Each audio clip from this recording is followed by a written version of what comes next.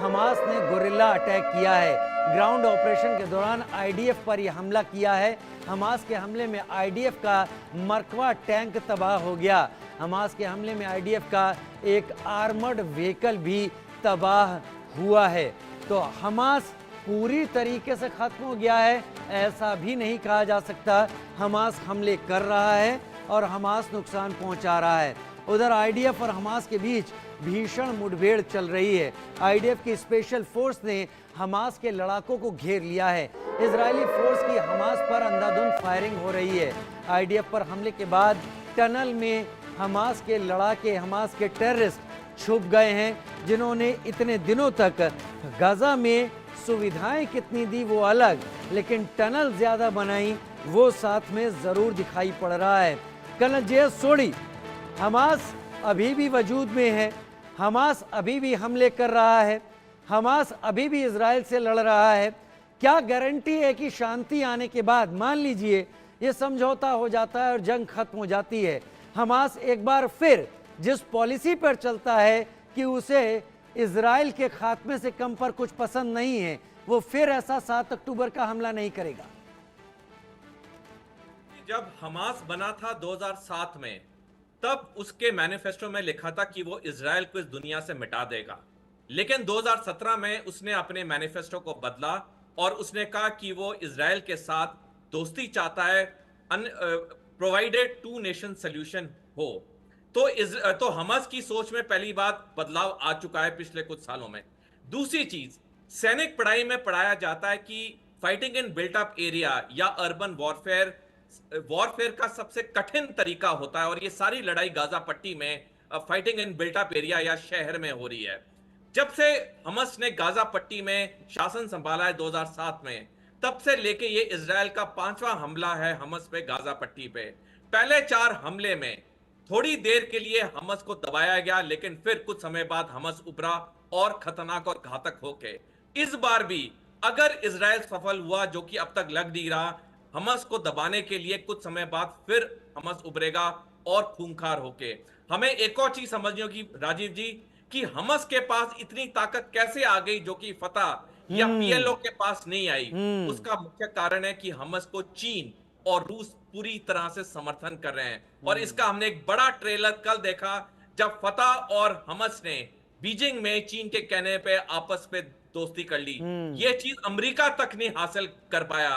तो ये इजराइल के अपने हित में है कि वो युद्ध को जल्दी से जल्दी खत्म करे, 2 नेशन सॉल्यूशन की तरफ बातचीत करे, अन्यथा कोई भी देश इजराइल के लिए समर्थन नहीं देगा। आस्ता आस्ता हम देख रहे हैं पूरी दुनिया में इजराइल के खिलाफ आक्रोश बढ़ता जा रहा है।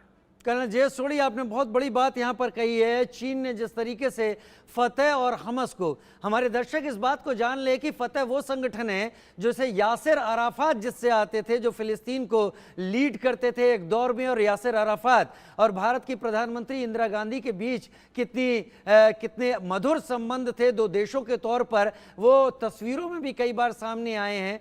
और वो फतह संगठन हमास से अलग था, हमास अलग था। अब ये दोनों संगठन अगर एक हो गए हैं तो अब फिलिस्तीन में इजराइल की राहें थोड़ी सी टफ होंगी, क्योंकि जैसा कर्नल सोडी कह रहे हैं, पूरी तरीके से चीन यहां पर मदद कर रहा है इस सारे उलझाव में। यूके देवनाथ सर, तो इसका मतलब क्या ये माना जाए कि एक बार और हमला करेगा हमास? लेकिन हमास ने जो नागरिकों की हत्या की है इजराइल में घुसकर, इन सारी चीजों के बावजूद कि इतना ज्यादा कत्लेआम गाजा में मच गया है, हमास की इन एक्टिविटी को क्या जायज ठहराया जा सकता है? क्या चीन उसके समर्थन में आ सकता है इस सपोर्ट के जरिए? जो हमास ने कार्रवाई की पिछले साल 7 अक्टूबर को, उसको दुनिया के सभी देशों ने या तो नापसंद किया है, या भर्त्सना की है, या नकार दिया है। हमास ने जो कहा इंटरनेशनल कोर्ट ऑफ जस्टिस में भी, आईसीजे में भी उसकी भर्त्सना की गई है। वो किसी भी तरह से जायज नहीं ठहराया जा सकता। और तो और मेरे ख्याल से हमास के जो थोड़ा बहुत सपोर्ट मिलता है, चीन देख लीजिए, ईरान देख लीजिए, रूस देख लीजिए, नॉर्थ कोरिया भी शायद उसी तरह की ग्रिड में है, लेकिन ये लोग भी किसी तरह से 1200 इजराइल के आम आदमियों की जो शहादत थी उसको हमास को सही नहीं ठहराएंगे। दुनिया में सब जगह पे, चाहे डेमोक्रेटिक देश हो, कम्युनिस्ट कंट्री हो, सब जगह फिलहाल यही बात है कि हमास ने 7 अक्टूबर को जो किया, इजराइल के 1200 नागरिकों की हत्या की और 240 बंधकों को, जिसमें महिलाएं, बुजुर्ग, बच्चे शामिल थे, उनको उठा के ले गए, वो सही नहीं था। लेकिन ये समझना पड़ेगा विश्व शांति के लिए कि हमास एक, देखिए हमास एक देश नहीं है, हमास एक ऑर्गेनाइज्ड फोर्स नहीं है। वहां पर काडर पर कंट्रोल रखना बड़ा मुश्किल है। हमास के अगर हम सोचें कि 40,000 काडर है, उसमें से 30,000 जो हैं वो अक्लमंद हैं, समझदार लोग हैं, वो समझ सकते हैं। लेकिन 40,000 में से 10,000 काडर ऐसे हैं जो कि एक्सट्रीम व्यूज रखते हैं। तो किसी भी गुरिल्ला संगठन में, जैसे भारत में नक्सलवाद मूवमेंट है, किसी भी गुरिल्ला संगठन में काडर चाहे कितना भी मॉडरेट हो, रैशनल हो, समझदार हो, लेकिन 10% लोग आपको मिल जाएंगे जो कि बहुत ही खूंखार होना चाहते हैं, एक्सट्रीम व्यूज रखना चाहते हैं और हथियारों के समर्थन से ही, बंदूक के नोक पर ही दुश्मन को निस्तनाबूद करना चाहते हैं। हमास भी ऐसा ऑर्गेनाइजेशन है।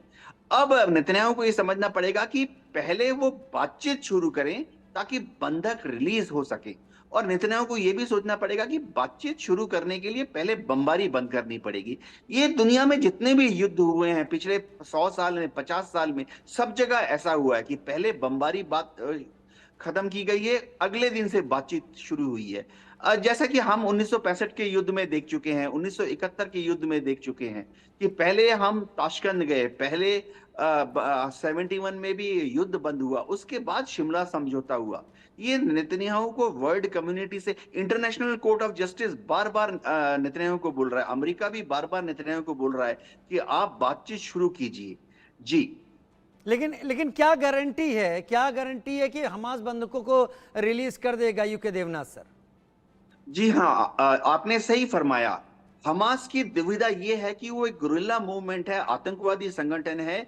उनके पास उनकी फिलोसफी 1972 के म्यूनिक जो ओलंपिक के टाइम में, जो तब से हवाई जहाज इजराइल के खिलाड़ियों के ऊपर हमला करके उनकी हत्या की गई थी। बेसिक हॉलमार्क है जी। क्योंकि कोई भी टेररिस्ट ऑर्गेनाइजेशन है, हमास इंक्लूडेड, इनको इसके पहले फतह भी, टेररिस्ट को, बंधकों को लेना इनके लिए कहते हैं ना, तुरुप का इक्का है, the S in the sleeve. तो ये कभी अगर बंधकों को छोड़ देंगे, ये सोचना तो किसी भी नेगोशिएटर के लिए एक कर्नल जे सोढ़ी, क्या आपको लगता है कि हमास छोड़ देगा बंधकों को? राजीव जी, जैसे ग्रुप कैप्टन देवनाथ सर ने सही कहा कि ये जो होस्टेज हैं, ये हमस के लिए ताश का इक्का हैं और हमस कभी इनको नहीं छोड़ेगा जब तक उसकी पूरी बातचीत नहीं हो जाती इजराइल के साथ और सीज फायर नहीं होता है। क्योंकि हमस जानता है अगर उसने और होस्टेजेस को छोड़ा और वापस में कुछ नहीं मिला तो जितनी उसकी कार्रवाई 7 अक्टूबर। चलिए, मैं आपसे इस पर एक और सवाल पूछूंगा। अभी पहले बड़ी खबर बता दूं, उत्तरी गाजा में हिजबुल्लाह ने रॉकेट से अटैक किया है। किर्यत शिमोना में आईडीएफ के डिफेंस सिस्टम को एक्टिव हो गए, जिन्होंने हवा में ही मार गिराए हिजबुल्लाह के कई रॉकेट। किर्यत शिमोना में आईडीएफ के डिफेंस सिस्टम एक्टिव, हवा में ही मार गिराए कई रॉकेट उत्तरी गाजा की तरफ एक्टिव हुआ। मैं कर्नल जे सोढ़ी आपका ही रुख करूंगा। इतने ज्यादा हमलों के बाद, इजराइल के इतने हमलों के बाद, इतने अटैक्स के बाद भी ये 120 बंधक आखिर कहां हो सकते हैं? क्या हमास ने इन्हें किसी सेफ कस्टडी में बंधक बना रखा है, जैसे कि ईरान भेज दिया है, या फिर इन्हें यमन में रखा है या लेबनान में रखा हुआ है? राजीव जी, गाजा की जमीन के नीचे 500 किलोमीटर लंबे अंडरग्राउंड टनल्स हैं और पहले भी जब 4 बारी इजराइल ने हमस पे हमला किया, गाजा पट्टी पे किया, तो सिर्फ 8 या 10% अंडरग्राउंड टनल्स को ही बर्बाद कर पाए थे। अभी भी 9 महीने से ज्यादा हो चुका है इस युद्ध को और सिर्फ 15% टनल्स को ही बर्बाद कर पाए हैं। तो ये जितने होस्टेजेस हैं, ये सारे इन टनल्स में छुपे हैं, क्योंकि अब हमस कभी गलती नहीं करेगा इन होस्टेजेस को दूसरे देश में भेजने की, क्योंकि अगर वो देश इजराइल के दबाव में आ गया और उसने होस्टेजेस को छोड़ दिया तो ये पूरा हमस का जो गेम प्लान है वो पूरा फेल हो जाएगा, कोलैप्स हो जाएगा। चलिए। तो ये जो 120 होस्टेज हैं, ये सारे गाजा की जमीन के नीचे अंडरग्राउंड टनल्स में गाजा की जमीन के नीचे अंडरग्राउंड टनल में इन्हें छुपा रखा है। एक तरीके से इन बंधकों की हालत पर भी गौर किया जाना चाहिए। अगर कैद में भी किसी को इज्जत दी जाती है तो उसे भी कैद कहा जाता है। पिछले 9 महीने से ये भी अपने परिवार वालों से दूर एक ऐसी नारकीय जिंदगी जी रहे हैं जिसके जरिए इनको भी रिहा करना बड़ी बात है, लेकिन हमास अपने फायदे के लिए इन्हें कब्जे में रखे हुए। खैर, बहुत शुक्रिया कर्नल जे.एस. सोढ़ी आपका और group captain U K Devnath sir आपका हमारे साथ जुड़ने के लिए। फिलहाल आगे बढ़ रहे हैं एक छोटे से ब्रेक की तरफ, जल्द हाजिर।